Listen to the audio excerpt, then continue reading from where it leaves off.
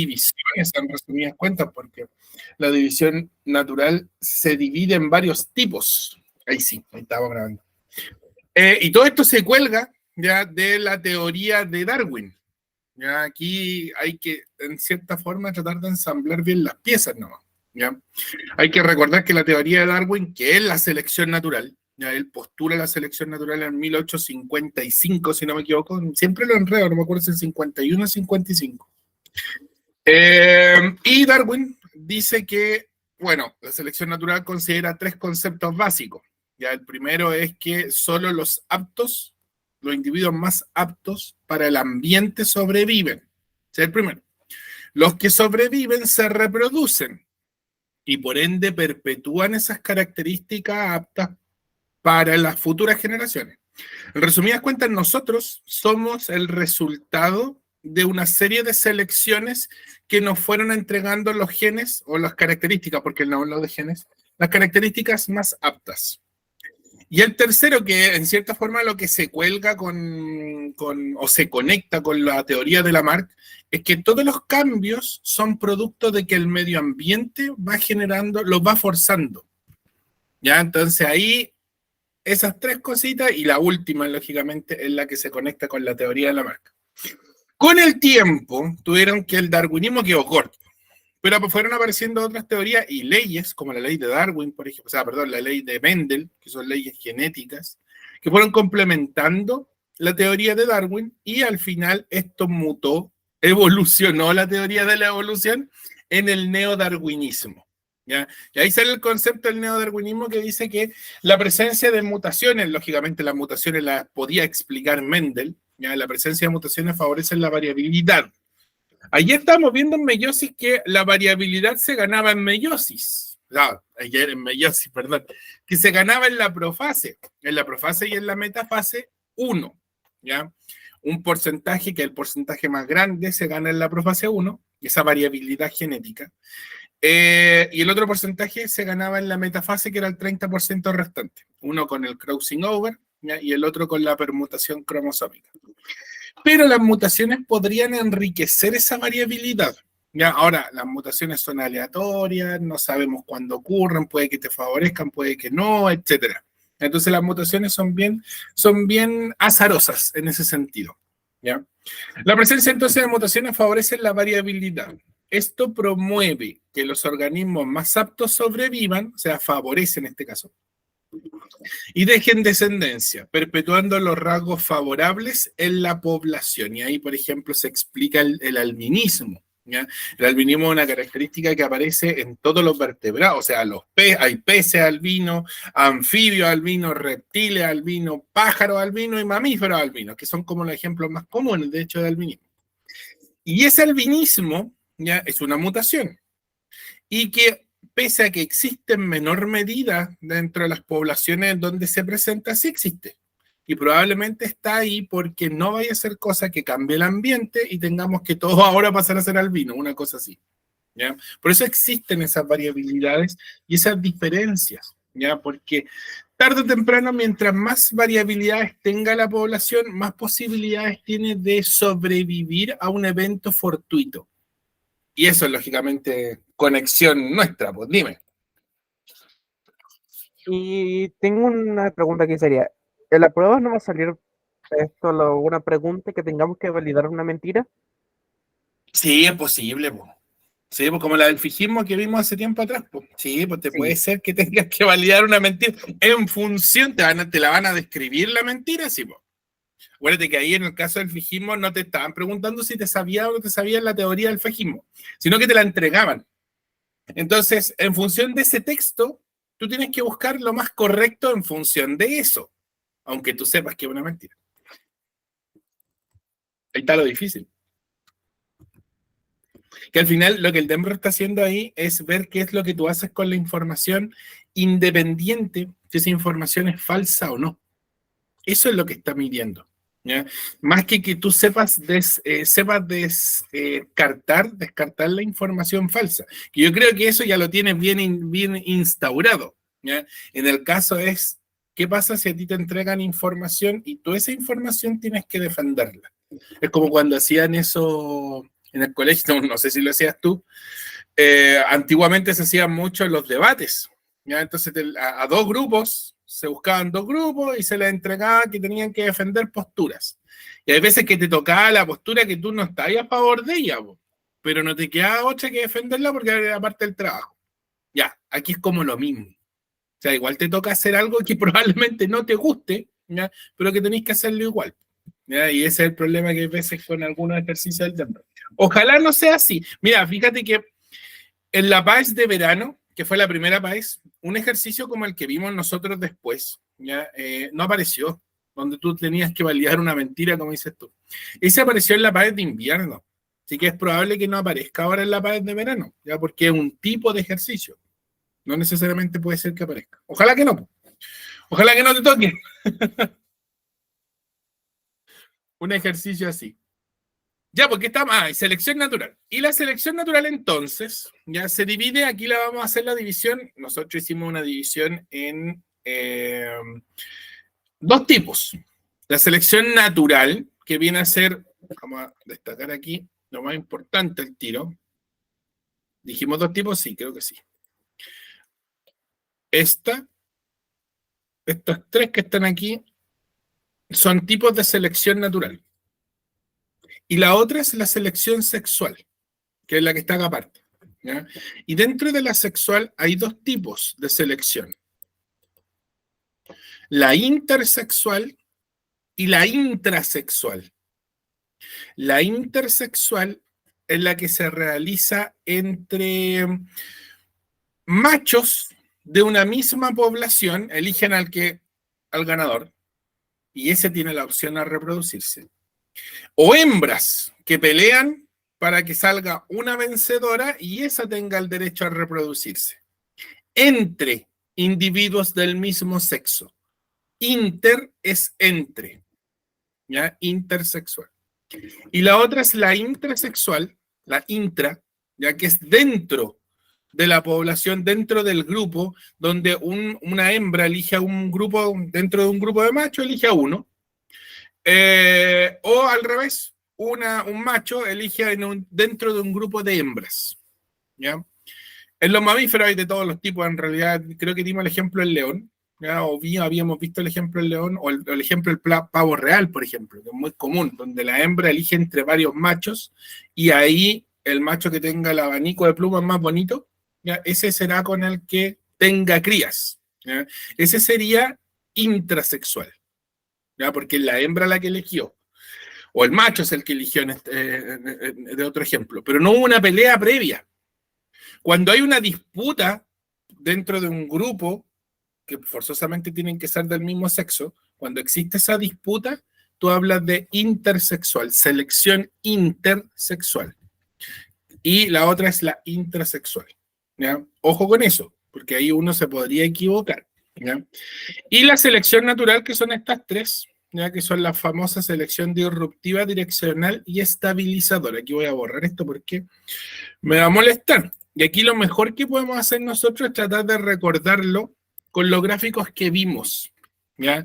Cuando yo tengo una selección disruptiva, yo tengo tres grupos poblacionales dentro de una población, tengo tres grupos dentro de una población, de una misma población. Y cuando es disruptiva, la población termina así, separándose en dos grupos. Un grupo grande con una característica, los gatitos negros. Otro grupo grande con la característica gatitos blancos. Y los gatitos grises, lamentablemente aquí se están yendo a pérdida. Entonces la población se te separó en dos grupos. Esa es disruptiva, una selección natural del tipo de disruptiva. Cuando la selección es direccional, tú eliges un color, o sea, la selección natural, no tú. La selección elige el color, ya uno por sobre el resto. Entonces, en este caso, la selección direccional, te van a colocar, si es que lo colocan como gráfico, si no te lo van a describir. Vamos a colocar este por sobre lo otro. Entonces, los gatitos negros prevalecen sobre los grises y prevalecen aún más sobre los blancos. Probablemente esta característica que está aquí a la cola, disminuyendo, se pierda después con el tiempo. Y se pierde variabilidad, la direccional, ese es el problema. La disruptiva te puede generar un patrón de tendencia evolutiva, y después la muestra. Y la estabilizadora favorece la característica del medio. Entonces tengo gatitos negros, grises y blancos, y los negros se dan a pérdida, los grises aumentan y los blancos también. Entonces, más encima, los negros con los blancos cuando se reproducen, producen más gatitos grises y eso aumenta la característica intermedia. Entonces, la disruptiva favorece las características extremas en desmedro de la característica intermedia. Individuos grandes, individuos chicos prevalecen, pero en los intermedios se mueren. Ahí hay otro tipo de ejemplo. En la direccional prevalecen solo los grandes, no los chicos, y los medianos van progresivamente disminuyendo, ¿ya? Y en la estabilizadora los medianos prevalecen por sobre los grandes y los chicos. Ahí cambié un poco el ejemplo de, ¿ya? Eso con la selección natural. ¿Hasta aquí te acordabas o no te acordabas? Voy a dejar mi teléfono acá. Yo me acordaba gracias a los ejemplos crueles que usted me dio. Es que lo mejor es recordar el ejemplo cruel, ¿ya? Lógicamente, quizás en el DEMRE no te van a colocar un ejemplo tan cruel, pero tú lo vas a asociar más rápido a un ejemplo cruel. No sé por qué el ejemplo cruel es más recordado que el no cruel, por cierto. Porque es más traumático. Yo creo que sí, el trauma genera memoria. Claro, el principio de sobrevivencia básico. El trauma te recuerda que no tenéis que pasar por ahí. Más o menos así. Ahora, esos patrones de selección natural disruptiva, direccional, estabilizadora, si eso prevalece durante mucho tiempo y esto se repite y se repite y se repite y se repite, tú puedes tener una tendencia evolutiva. No siempre, pero podrías tenerlo, ¿ya? Y las tendencias evolutivas es el cómo se genera la evolución. Más que se genera, cómo ocurrió la evolución en un grupo poblacional que se fue separando en dos grupos, en varios grupos, que se juntaron, etc. Entonces, por ejemplo, cuando hay un patrón de coevolución, tú tienes dos especies que viven en estrecha relación. Esa es la característica en común que comparten. Depredador-presa, por ejemplo. Si tú le quitáis los conejos a los zorros se mueren de hambre, una cosa así. ¿Ya? Viven en estrecha relación, muy estrecha. Puede ser parasitismo, también puede ser depredación, hay varias. Ya ahí probablemente te la van a tener que definir. Ya no vas a tener que presumirlo tú. ¿Ya? Te van a colocar dos poblaciones que viven en estrecha relación y si una evoluciona o es forzada a evolucionar por el ambiente, la otra forzosamente también tiene que hacerlo. Evolucionan en conjunto. Hace años atrás, un chico me dio, no sé si lo has visto, lo has jugado o no, pero me dio esta misma cuestión, ejemplos con Pokémones. Y ahí no sé si los cacháis. Y me dio estos mismos, pero en ejemplos con puros Pokémones. Y quiere decir que entendió al principio, porque lo buscó a algo que para él era rápido de asociar.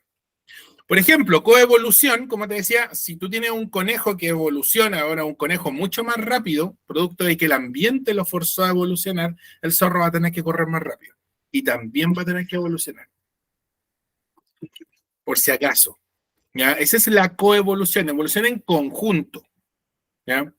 La evolución convergente es cuando tú tienes dos líneas evolutivas que estaban separadas, ¿ya? Puede que sea un pez y un delfín, por ejemplo, son muy distintos evolutivamente, uno es pescado y el otro es mamífero, pero producto de que el ambiente es tan fuerte, es tan selectivo, como que te obliga a tener características en conjunto, como que es tan fuerte el ambiente para buscar y seleccionar cosas que te obliga a que todas las especies se asemejen entre sí para poder mantenerse en ese ambiente. Y es en ese caso el océano. Por eso un tiburón es tan parecido a un delfín. Ya tienen esta característica forma como de torpedo, tienen dos aletas en pectorales, ya dos aletas en el en lo que vendría a ser el pecho, una aleta dorsal, que es la aleta esa que sacan por el agua y después se esconden de nuevo, ¿ya? Y la aleta de la cola que vendría a ser. Ahí cambia la posición de la aleta y ahí uno logra diferenciar cuál es un tiburón y el otro es un mamífero, un delfín. ¿Ya? Pero aún así presentan características muy similares. ¿ya? Muy similares producto de que el ambiente es muy fuerte. Eso, cuando el ambiente es muy fuerte y te obliga a tener características en común, se genera una evolución convergente. Y eso está directamente conectado con las estructuras análogas, porque en la evolución convergente tú presentas estructuras análogas. Ojo con eso, porque las estructuras análogas, esas las vimos ahí. Órgano homólogo, órgano análogo. Para las aves, los murciélagos y los bichitos, el ambiente en el que se desenvuelven, que la obliga o los obliga a volar, es tan fuerte que tienen que desarrollar estructuras para hacerlo. Entonces, una es una ala de un murciélago, por ejemplo, el otro es un ala de un pájaro o de un bichito, ambas sirven para lo mismo, porque el ambiente los obliga a tener algo parecido, pero evolutivamente están muy distanciadas. Entonces se presentó una evolución, y ahí tú vuelves para acá, una evolución del tipo convergente. El ambiente te forzó a tener estructuras parecidas, pero que evolutivamente están muy separadas, están muy distanciadas en el proceso evolutivo. Y la divergente es lo contrario, pues si la convergente te genera estructuras análogas, la divergente te genera estructuras homólogas. ¿Qué quiere decir eso? Que en la evolución divergente hay un ancestro común, y este creo que lo vimos con un ejercicio, en donde eran varios gráficos con ramas que se diferenciaban así, igual que un arbolito. Entonces tú tienes un ancestro común y a partir de un ancestro común tú vas generando separaciones. Y a veces esas separaciones son súper rápidas y se genera algo parecido a esto que está acá. Como ahí está el ancestro común, ahí está el ancestro común, ahí tiene otro ancestro común, ¿ya? Esta sucesión de ancestros comunes, estas distintas ramas evolutivas que se formaron a través de ese ancestro común, son a través de un patrón divergente. Si fuese convergente, sería al revés. Lo voy a colocar al lado de acá, ahí donde puse la X. Tú tendrías un pez, un delfín, que buscan estructuras similares, pero siempre de forma paralela, nunca juntándose. El delfín y el tiburón no pueden procrear entre sí, pero son muy parecidos. Ojo con eso, no pueden procrear porque lógicamente son especies distintas, pero el ambiente es muy fuerte como seleccionador, entonces lo obliga a parecerse. En la divergencia, tú no obligas a nadie que se parezca, al contrario, que se diferencien lo más rápido que se pueda. Por eso tú tienes, y ahí volvemos, los órganos homólogos, donde tú tienes la mano de un humano, el brazo de un humano, la pata de un gato, la aleta de una ballena, el ala de un murciélago. Todos tienen los mismos huesos, porque tienen el mismo ancestro común. Esa es la clave, el ancestro común. En los órganos homólogos, el ancestro común es muy cercano. Y todos nacen de ese ancestro común. En el órgano análogo, no. El ancestro común está muy distanciado en el tiempo. Un insecto con un pájaro, por ejemplo. Uno un invertebrado y el otro un vertebrado. Claro, son células animales. Pero es lo único que tienen de convergencia. Son animales, punto. Entonces está muy distanciado. Volvamos para adelante. Se me estaba yendo el ejercicio. Y por ende, la convergencia, entonces, la evolución convergente te genera órganos análogos y la evolución divergente te genera órganos homólogos en el tiempo. La radiación adaptativa es que, vamos a borrar acá mi arbolito, yo creo que no. Tienes un ancestro común y producto de que el ambiente está cambiando muy rápido, esto no se alcanza a separar como en ramas, sino que rápidamente se generan distintas ramas, una fractura. Entonces se van generando radios, como si fuese un círculo, radios que se separan de la línea evolutiva central. Por eso se llama radiación adaptativa. La radiación adaptativa es una evolución divergente muy ramificada y que se hizo en un corto periodo de tiempo, muy corto. ¿Ya? Incluso visiblemente para los ojos nuestros. ¿Ya? Lógicamente que hay millones o miles de años de evolución en decenios.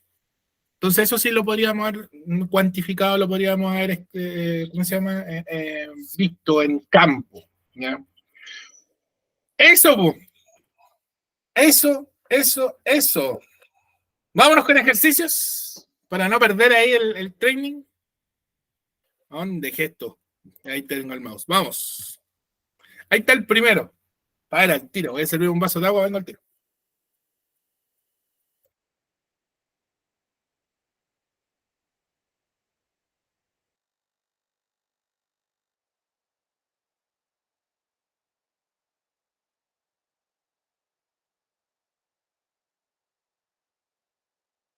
De evolución convergente, creo.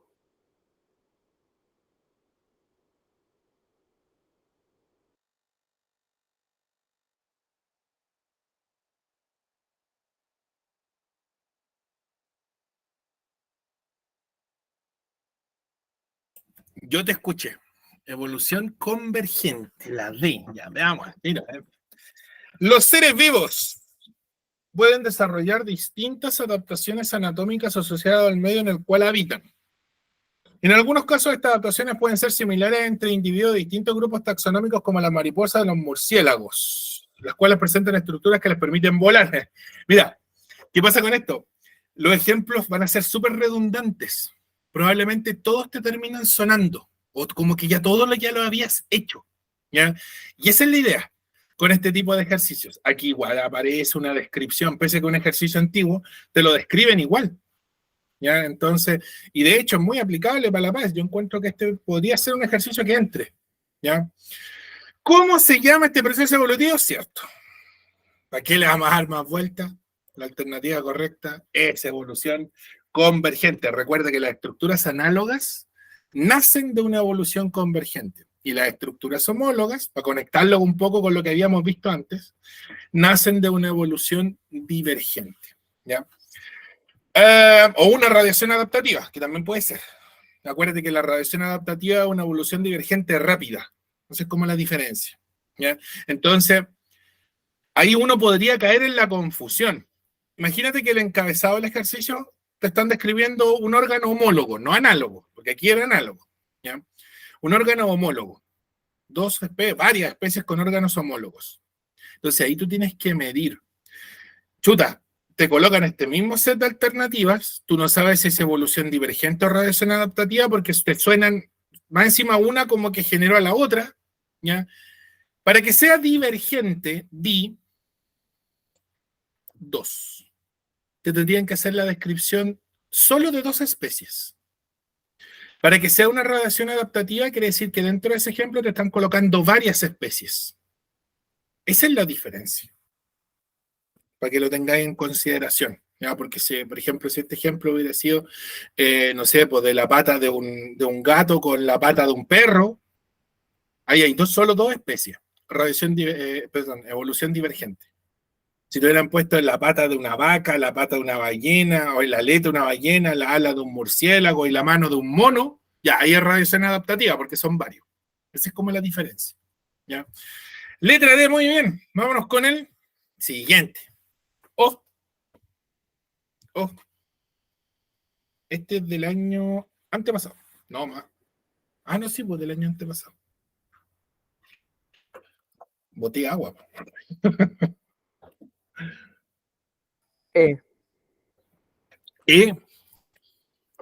Ya, perfecto, veamos.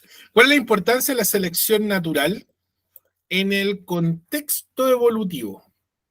Permite comprobar un hecho que ocurre en la naturaleza. Ya, a ver, ojo con eso, porque la evolución, y creo que lo habíamos dicho, la evolución no la hemos podido ver. Nosotros suponemos cómo ocurrió y por eso es que se describen como teorías evolutivas. ¿Ya? Por eso es que el fijismo, por ejemplo, no aplica, porque estaría explicando un único fenómeno de una única forma, en un único momento. ¿Ya? Entonces es muy extraño en ese caso. No lo podemos comprobar. Tendría que tener una máquina del tiempo nomás para poder comprobarlo, así que la A se descarta. Muy bien. B. Corresponde a un mecanismo que explica el proceso evolutivo. Ya como que lo mismo. Ya en cierta forma sí puede explicar el proceso evolutivo. ¿ya? Pero como mecanismo que siempre ocurra así, ahí está el... ¿Se permite predecir los cambios que sufrirán las especies actuales en la Tierra? Igual lo mismo, podríamos predecir algunos, pero no todas las especies. Ya, pues lo mismo, porque no tenemos toda la evidencia. Ya, suponemos nomás cómo ocurre. ¿Corresponde a la única explicación que ha dado cuenta el proceso evolutivo? No, hay varias. Ya, de hecho, basta con decir Lamarck y Darwin y ahí ya se rompe la D. ¿Ya?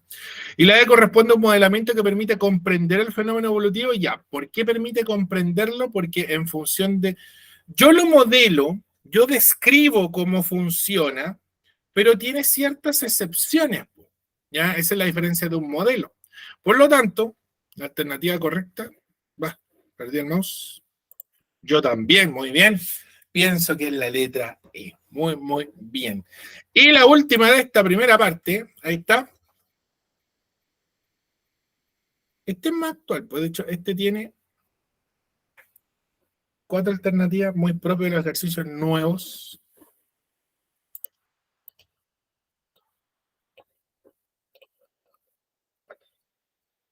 ¿Qué era la especiación?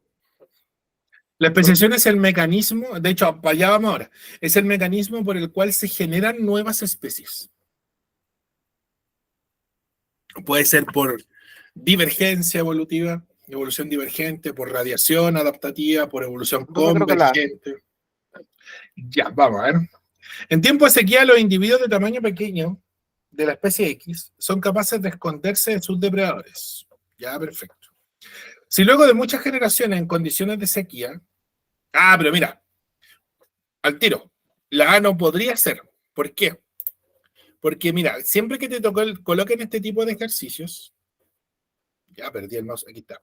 Mira, aquí tú tienes estas 3, hablan de selección. Lo más seguro es que sea un tipo de selección. ¿Ya? La especiación ahí está como para completar. Lo otro es que aquí arriba te están diciendo el tamaño. Entonces ya te están dando una característica. Aquí tú vas a tener individuos grandes, individuos medianos e individuos pequeños. Y vas a tener que ver cómo se comporta eso en el gráfico, en la descripción que te van a colocar acá arriba. No está el gráfico, tú lo puedes hacer. ¿Ya? Son capaces de esconderse de sus depredadores. Si luego de muchas generaciones en condiciones de sequía se observa un aumento en el número de individuos pequeños, o sea, lo único que aumentan son estos, y todos los otros se van de pérdida. De hecho, ni los menciona, habla solo de los pequeños. Y considerando, y aquí estamos, que el tamaño corporal es una característica heredable, y ahí está de hecho la respuesta, tiene que ser forzosamente un mecanismo de selección. Ahora, ¿cuál de los mecanismos de selección es? Ahí siempre trata de recordar visualmente, ahí está el torpedo. Ese es tu torpedo. Esos 3 gráficos. Entonces, disruptiva. Disruptiva, mira, tienes grandes, medianos y pequeños. Es porque de repente había harta población, después como que desaparecen, como que se mueren y después vuelven. Ya, en tiempo de sequía, los individuos de tamaño pequeño de la especie X son capaces de esconderse en sus depredadores. Ya, ellos se esconden. Por lo tanto, como se esconden, sobreviven. ¿Ya? Si luego de muchas generaciones en condiciones de sequía, o sea, se sigue repitiendo esa cuestión, se siguen escondiendo y se siguen reproduciendo escondidos, ¿ya? Y por eso es que no se los comen. ¿Ya? Se observa un aumento en el número de individuos pequeños. Claro, pues si se están reproduciendo los pequeños porque se esconden y los grandes, los depredadores se los están comiendo, grandes no hay. Y medianos probablemente... ¿Ah? Entonces tendría que ir como una línea hacia arriba. Claro, sería una cuestión más o menos así. ¿Direccional? Claro, tiene que ser una selección direccional. ¿Por qué? Porque se selecciona el pequeño, o sea, selecciona uno por sobre el resto. Pero el que se selecciona es uno de los extremos. O es el chico o es el grande. Pero aquí se selecciona el pequeño, el chico. Si fuera estabilizadora, se habría seleccionado el individuo, el ratoncito, ¿no? ¿Qué dice? Ni siquiera dice ratoncito. Yo le puse ratoncito. Se selecciona el individuo de tamaño mediano. Esa es la estabilizadora. Te estabiliza la cuestión. Y la disruptiva, quienes hubieran sobrevivido, habrían sido los grandes y los pequeños. Y los medianos probablemente se murieron. Los grandes porque eran más grandes y alcanzaron a escapar, por ejemplo. Los pequeños porque se escondían y los medianos estaban ahí entre medio, no saben qué hacer, y a eso se los pescan los depredadores. Entonces después con el tiempo te genera dos grupos. Un grupo grande y un grupo pequeño. Eso es disruptivo. La población se te parte en dos. La estabilizadora, la población se concentra en el medio. Y la direccional, uno de los dos se ve favorecido y el otro se ve de pérdidas, por así decirlo. Por lo tanto, en este caso es selección tal cual direccional. Trata de recordar, yo sé que esta parte a veces puede ser media enredada, ¿por qué? Porque es difícil verbalizar, imaginar o graficar lo que te están colocando, po. Y ahí es donde muchas veces suelen estar algunos de los errores. Porque si te das cuenta, entendiste el ejemplo, después de que lo entendiste, te fuiste al tiro a la alternativa correcta. Entonces, ¿dónde estaba el punto de quiebre? En lo que te faltaba para llegar a la respuesta, el puente que tenías que construir, estaba en tratar de recordar los gráficos. Si recuerdas los gráficos, trata de hacer la descripción en función de la figura. Quizás mi error fue haberle puesto el nombre, no tenía que haberle puesto el nombre, tenía que haber puesto los puros monitos, los puros gráficos que están aquí. Ya perdí el mouse. Y como tengo, ya ahí sí, ahí, creo que lo vi. No, está al lado, ahí sí. Estos gráficos. Trata de recordar estos. Y en función de estas figuras, tú vas haciendo la descripción. Creo yo que podría ser más rápido.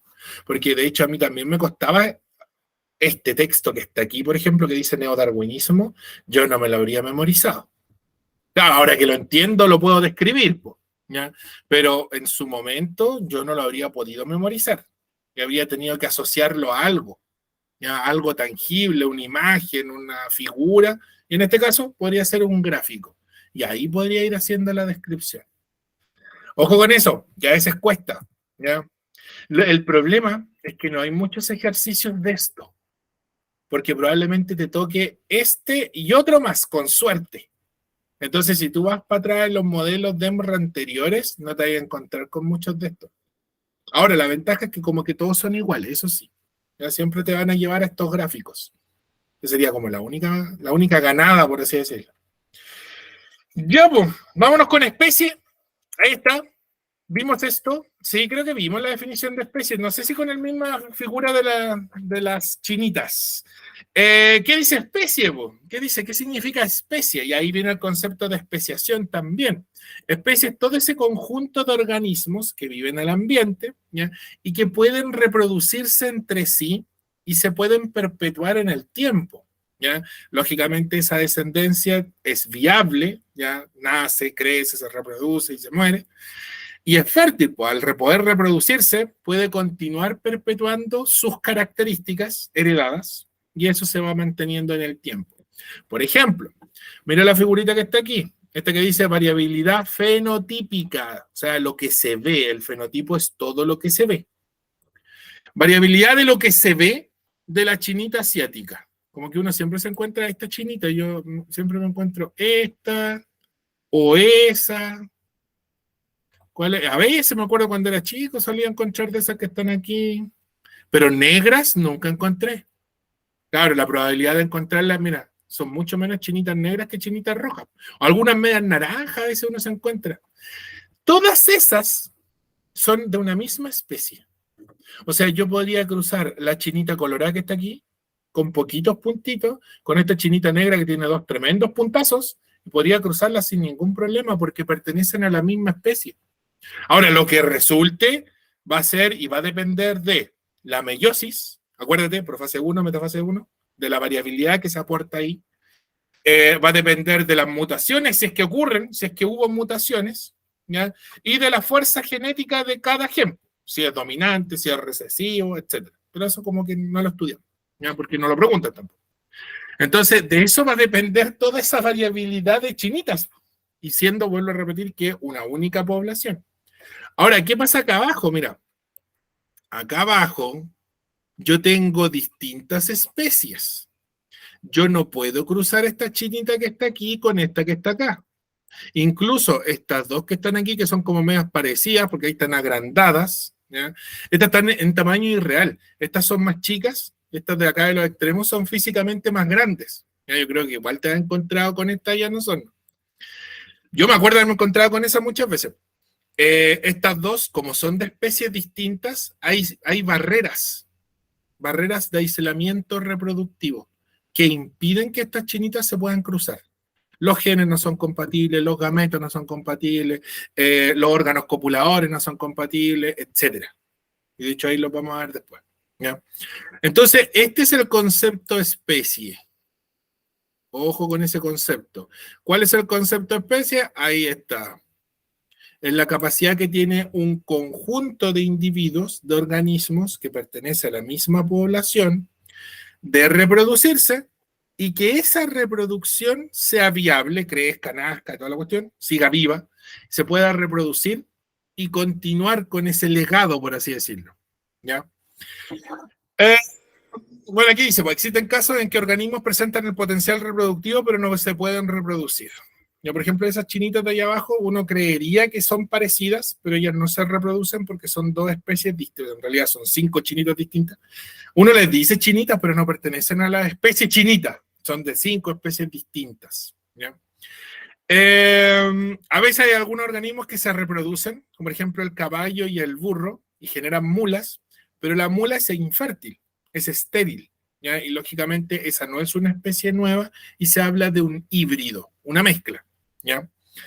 Ya, pues veamos entonces lo que mantiene esto aislado, ya, lo que mantiene las especies de que están acá abajo, estas chinitas de acá, las que las mantienen separadas en cierta forma, son estos, los aislamientos reproductivos.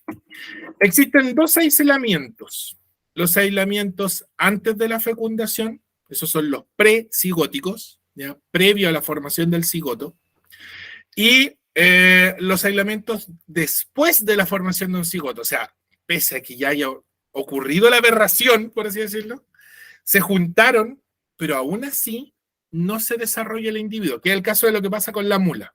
Ya el caballo y el burro son 2 especies distintas, consiguen reproducirse, pero aún así no forman un individuo fértil. Si nace, si es viable en sí mismo, pero no es fértil. Entonces no cumple con el concepto especie.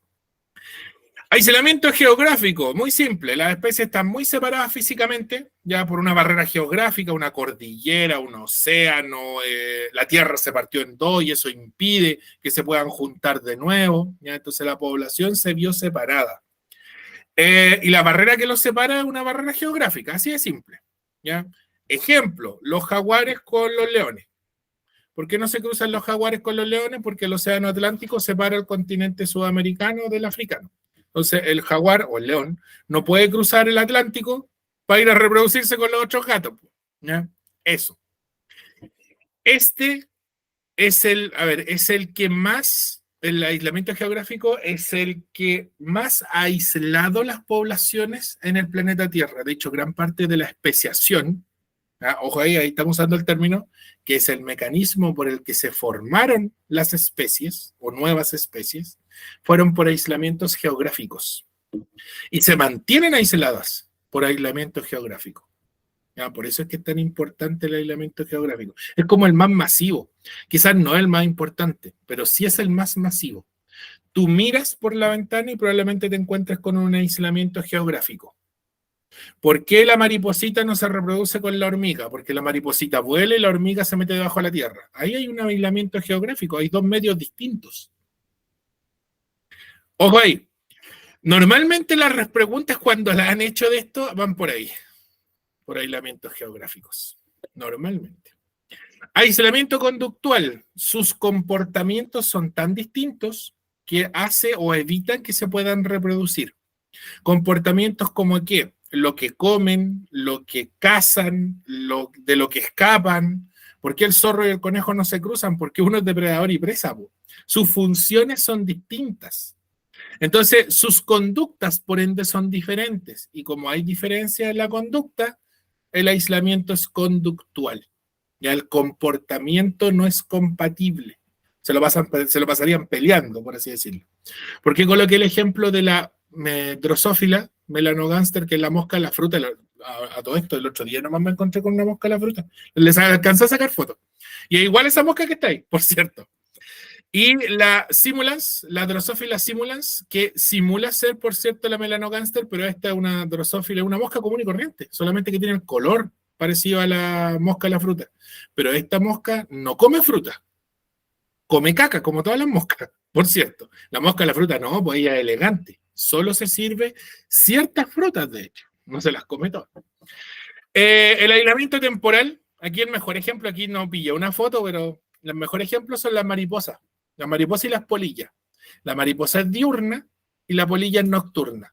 Como tienen, viven en momentos del día diferentes, en tiempos del día distintos, tienen un aislamiento temporal. Claro, porque cuando una está durmiendo, la otra está despierta y viceversa.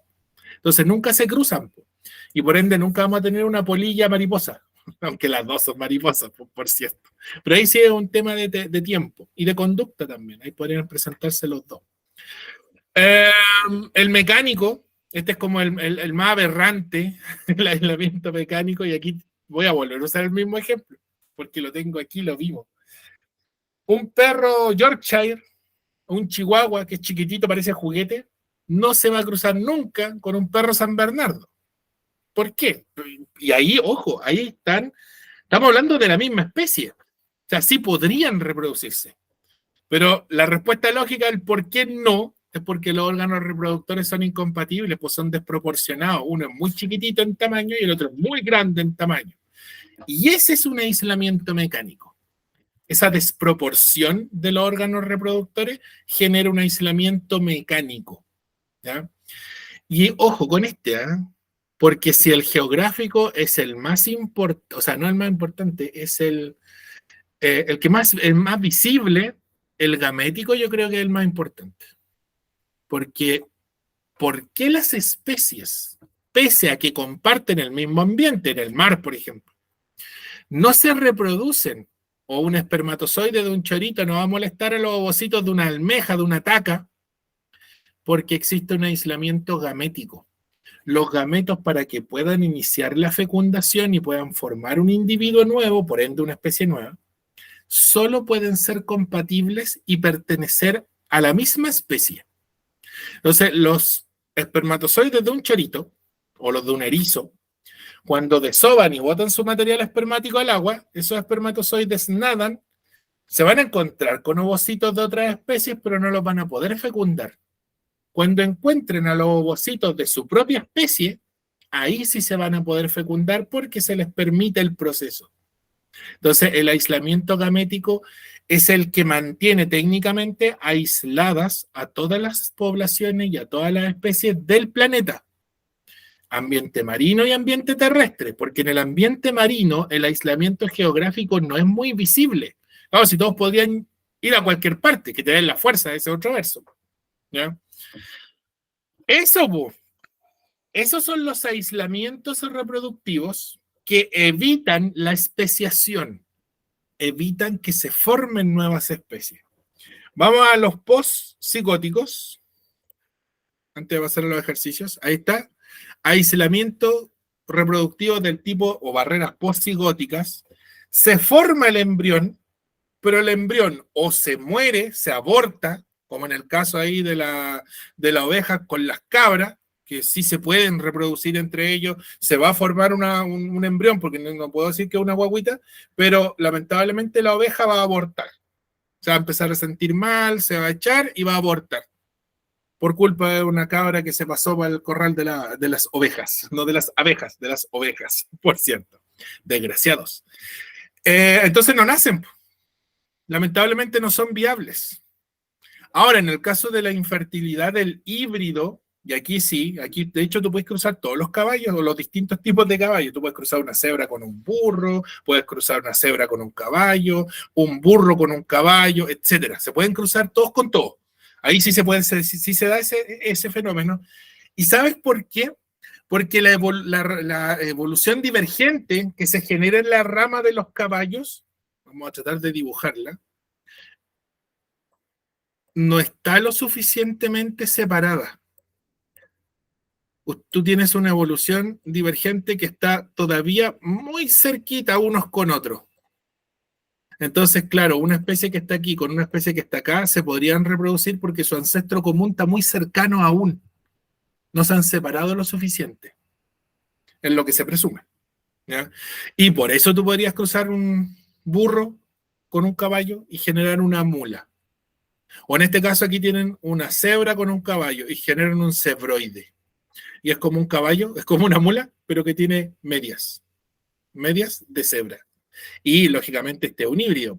No se puede reproducir. Es muy bonito, todo lo que tú queráis, pues ya en un zoológico, muéstraselo a los niños, pero este bicho no te va a generar más cebroides, porque es estéril. Ojo con eso. ¿Ya? Está Esto se destinado a da. morir solo. Dime. O sea, o sea, sí, estos híbridos están destinados a morir solos y Sí, que no se reproduzcan. sí, pues, sí, justamente. Ahora, eso pueden ser parte de la manada porque después de todos los mamíferos aceptan el por qué tú puedes darle a una gata, a un perrito chiquitito, va a tomar leche igual de la gata y la gata probablemente lo acepte. ¿Ya? Pero es por una cuestión de comportamiento. En otras especies, ahí, como dices tú, ya si es que se llega a establecer híbrido, ese pobre sí que muere solo, no lo pesca nadie. Es carne para un depredador nomás. En este caso, puede que la manada lo siga protegiendo, pero no se va a poder reproducir con nadie. Sus genes alterados, por cierto, cromosómicamente hablando, no van a poder hacer match para formar gametos. Entonces ocurre de que cuando los cromosomas homólogos durante la metafase, en su meiosis, empiecen a ubicarse en el plano ecuatorial, va a haber un grupo cromosomático que no va a tener par, no va a encontrar un homólogo y el proceso meiótico se va a detener, porque no encuentra el homólogo y por eso no pueden formar gametos. Ahí estoy yendo un poquito más allá, pero como lo vimos ayer, está fresquito. ¿Ya? Es por eso. Y ahí cae, por cierto, la colchicina. Oh, ya, pero ese ya es otro tema. Para no amargarnos con la colchicina. Eso, pues. Eso, a ver, veamos uno. Veamos un ejercicio de esto. Creo que este creo que lo había visto contigo. ¿Por qué me suena que sí? Creo que sí. Creo que sí, creo que sí. Ah, porque me queda una lámina. No, pero sí. Yo creo que sí lo puedes hacer. Pero me suena que lo vi. ¿Te suena o no? No, Ah, ya. y si me suena, no tengo idea. Ya, dale. Juega. Ahí me queda un esquema más todavía, perdón. Me había olvidado. Lo tenía para el final. Po. ¿Cómo que Claro, su porque órgano copular tenía forma de cuchara? sí, pues como que es que ellos no tienen, como nosotros, por ejemplo, los mamíferos en general, una cavidad vaginal o un pene, po, sino que tienen una estructura que podría asemejarse a una antena. Entonces su antena, no sé si habéis visto las antenas de las polillas, son como una peineta, tienen como pelitos. Entonces ahí se van colocando el material, el líquido seminal, porque ese sí es parecido. ¿Ya? Entonces, como remojar una cuchara o sea, una peineta en el agua, queda con las gotitas ahí entre medio. Y eso lo colocan en el aparato reproductor femenino, que tampoco es una cavidad vaginal, pues como una cloaca. ¿Ya? Sí, Porque y me siento ahí asqueado por lo que acabo de leer. como que ahí converge todo. La C dices tú. Ya, pues Es que dice veamos. de que Ahora, en este caso saca dice que los tiene forma gametos de cuchara. otro macho que ya se ha pareado, se lo arranca a otro y se los queda del mismo. Está bien raro. Lo que pasa es, mira, ¿qué pasa aquí? Dice, los machos de varias especies de matapiojos presentan un órgano copulador cuya parte anterior tiene forma de cuchara. Ya. Trae una cuchara. Esta estructura le permite al macho remover los gametos de otro. O sea, cuando se encuentra con una hembra, su aparato reproductor, antes de colocar su material espermático, saca el material espermático anterior. Para él, en cierta forma, bueno, ahí creo que lo dice, para él promover sus células y no las de otro.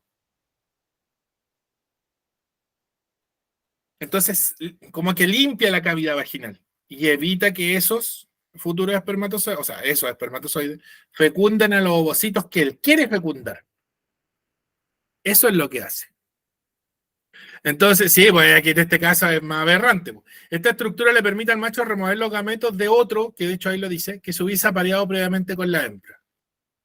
Entonces tú me dices que en la C, ¿aumentar la competencia? No, porque si tú aumentas la competencia, estarías colocando el material genético junto con el otro y el más fuerte será el que sobreviva y ese será el que irá a fecundar. Ahí está aumentando la competencia. Pero si tú le sacas los espermatozoides del macho anterior y tú colocas los tuyos, lógicamente ahí no estás favoreciendo la competencia, estás aventajando a los tuyos nomás, que es lo que en este caso busca el macho del matapiojos. Por eso no creo que sea la C, por cierto. Yo creo que otra.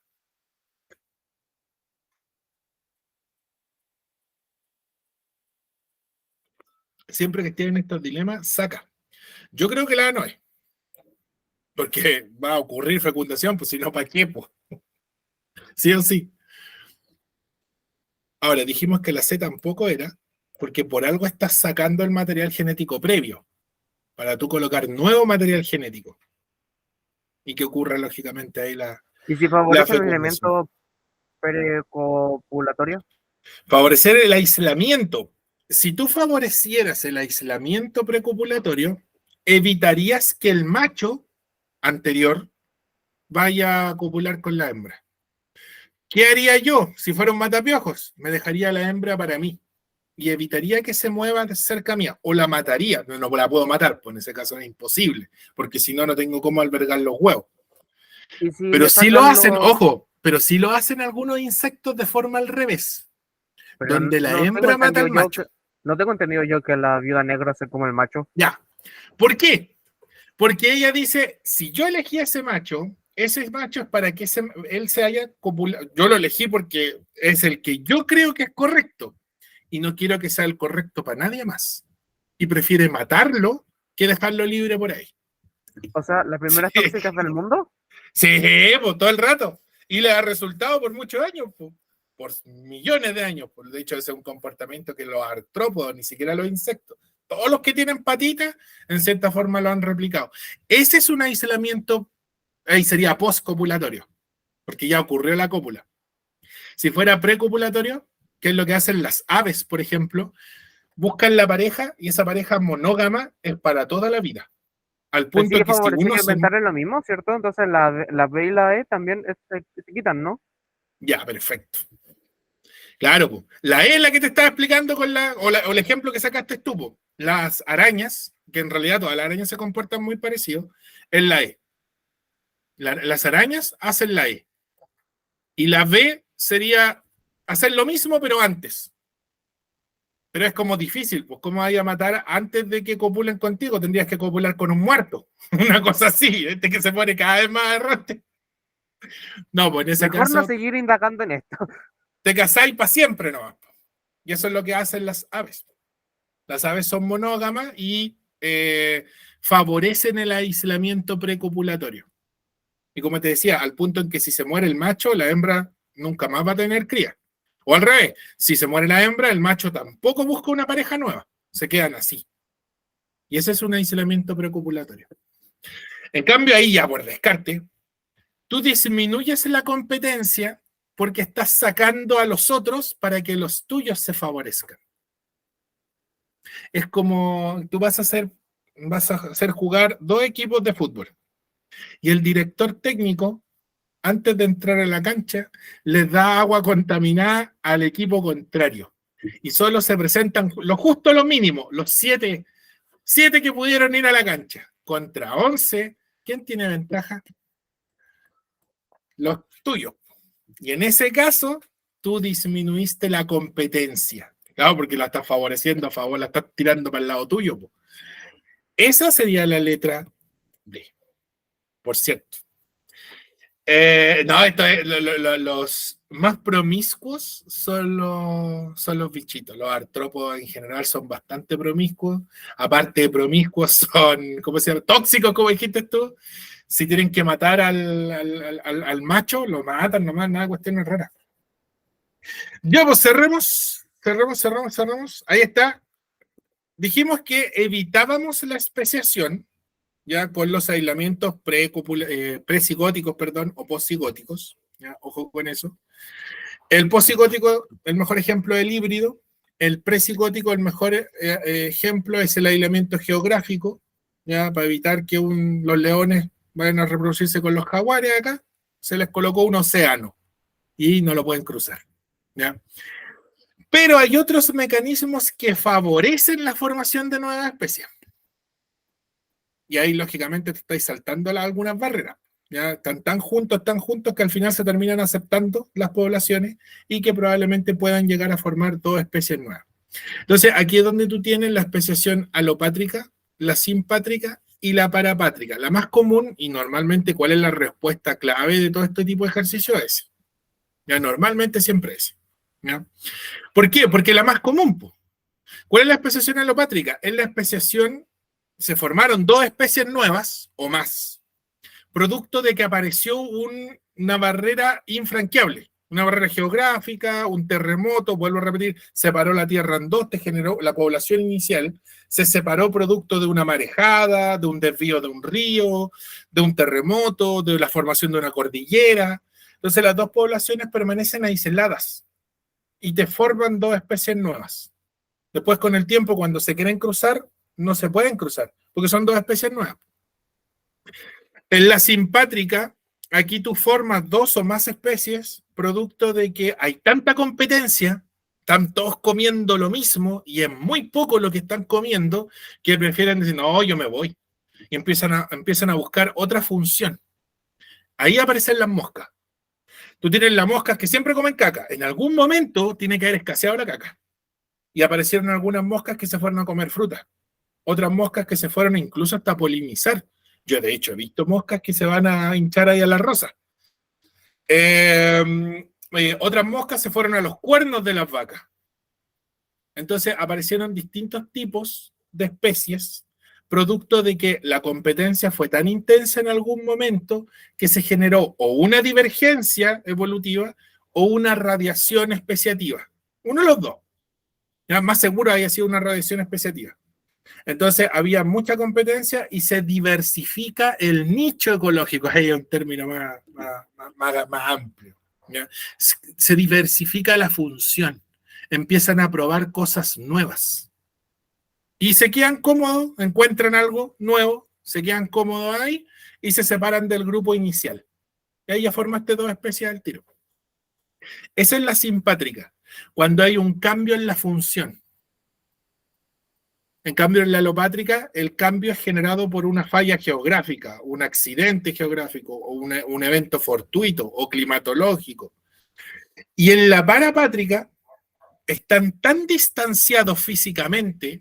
Mira, este es un ejemplo, un chico me lo dio. Él se sentaba adelante en el colegio. Y los de atrás, él prácticamente era un curso que de 45 alumnos, ¿cómo se llama? Colegio municipal, está lleno. Entonces, los chicos de adelante no conversaban con los de atrás, se formaban grupos.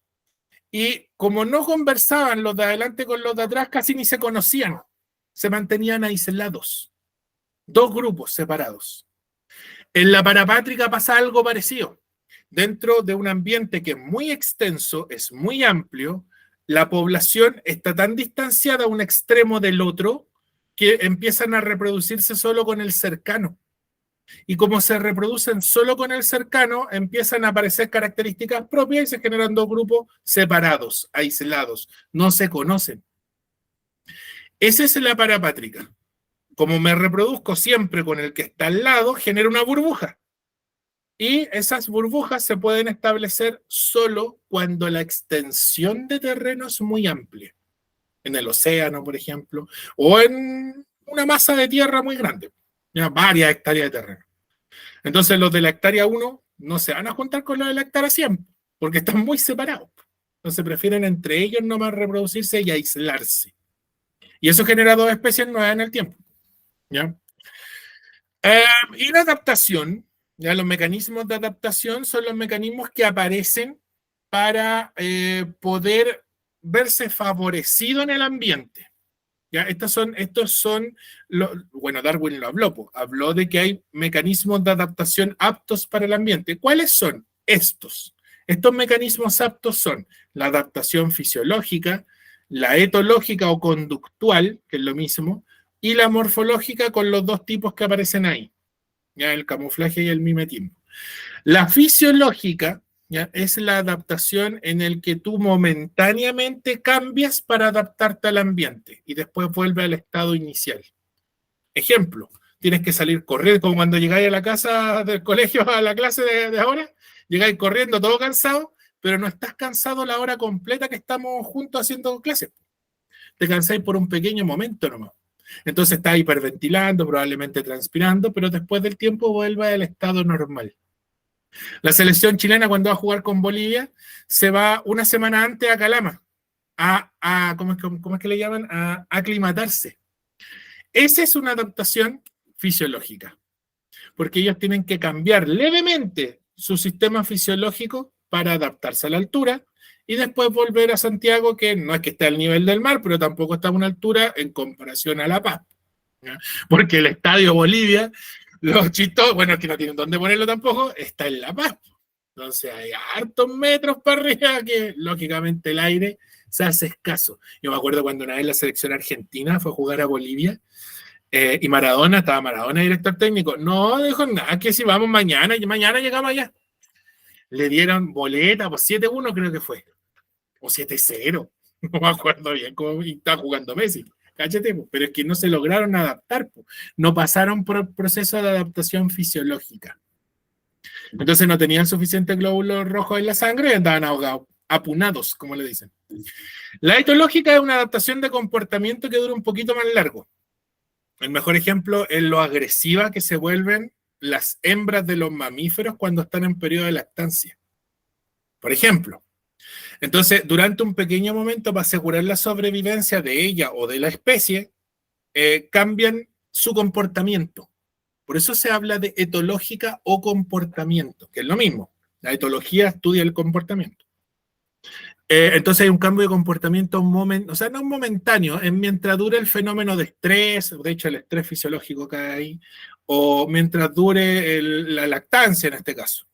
¿Ya? Dependiendo del mamífero pueden ser 2, 3, 4 meses. ¿Ya? Y la morfológica es un cambio perpetuo. O sea, yo cambié una estructura fisiológica y ahora mi especie la tiene como marca identitaria. Por ejemplo, el cactus. Los cactus, ¿por qué son cactus? Porque tienen espinas. Lo asocio al tiro a su adaptación morfológica. Y todos los cactus van a tener espinas porque ahora es propio de la especie. ¿Cachai? Esa es la diferencia. La fisiológica es momentánea, cortita, puede ser en segundos, minutos, horas. La etológica se toma más tiempo. Ya pueden ser días, semanas, meses. La morfológica y la adaptación morfológica es propia, identitaria, cambia el material genético, por lo tanto es perpetua. O sea, perpetua hasta que venga otro cambio. Si al cactus yo lo someto a un cambio ambiental, va a tener que adaptarse y probablemente ya no sea cactus. Y la morfológica puede ser de dos tipos, camuflaje o mimetismo. ¿Cuál es la diferencia?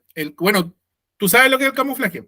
Es adaptarte al ambiente y tú te vas a camuflar en el medio para que no te vean.